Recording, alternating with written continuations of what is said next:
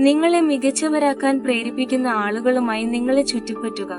നാടകീയത, അസൂയ അല്ലെങ്കിൽ കുഴപ്പങ്ങൾ വേണ്ട. ഉയർന്ന ലക്ഷ്യങ്ങൾ, നല്ല വികാരങ്ങൾ, പോസിറ്റീവ് എനർജി എന്നിവ മാത്രം. എല്ലാ ദിവസവും രാവിലെ നിങ്ങളുടെ ജീവിതത്തിൽ പോസിറ്റീവ് വാക്കുകൾ സംസാരിക്കുക. വലുതായി ചിന്തിക്കുക. രോഗശാന്തിയെക്കുറിച്ച് ചിന്തിക്കുക. വിജയം, സമാധാനം, സന്തോഷം, വളർച്ച, മനോഭാവം എന്നിവയെക്കുറിച്ച് ചിന്തിക്കുക. എല്ലായ്പ്പോഴും പോസിറ്റീവ് എനർജിയുടെ ദിവസം ആരംഭിക്കുക. നിങ്ങൾ അത് അർഹിക്കുന്നു. പ്രപഞ്ചം, ദൈവം, വളർച്ച, പണം, സ്വപ്നങ്ങൾ, ലക്ഷ്യങ്ങൾ എന്നിവയെക്കുറിച്ച് സംസാരിക്കുന്ന ഒരു മേശയിലിരിക്കുക. ആളുകളല്ല. ഉപേക്ഷിക്കുന്നത് നിങ്ങളെ കാന്തികമാക്കുന്നു. നിങ്ങൾ പരമാവധി ചെയ്യുമ്പോൾ അനന്ത സാധ്യതകളുടെ മേഖലയിലേക്ക് നിങ്ങൾ ടാപ്പ് ചെയ്യുന്നു. ബാക്കിയുള്ളവ പ്രപഞ്ചം ശ്രദ്ധിക്കട്ടെ. കർക്കശക്കാരനാകരുത്. അത് നിങ്ങളുടെ രീതിയിൽ പ്രവർത്തിക്കാൻ ശ്രമിക്കുക. അത് ഉപേക്ഷിക്കുക. വിന്യാസത്തിലും ദിവ്യസമയത്തിലും സംഭവിക്കട്ടെ. അദൃശ്യ ശക്തികളെ വിശ്വസിക്കുക.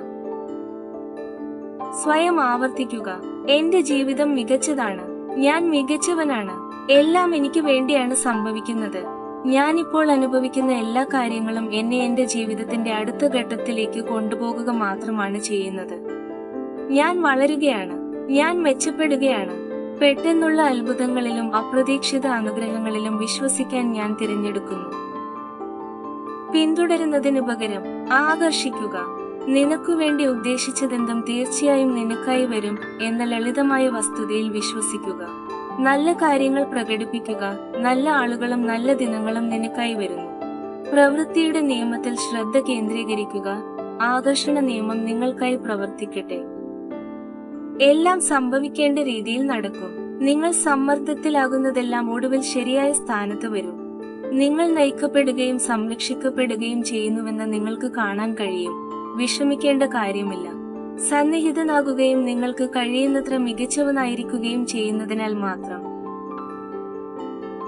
അപ്രതീക്ഷിതമായ എന്തെങ്കിലും സംഭവിക്കുമെന്ന് നിങ്ങൾ പ്രതീക്ഷിക്കുന്ന ഒരു മാനസികാവസ്ഥയിലേക്ക് പ്രവേശിക്കാൻ തുടങ്ങുക.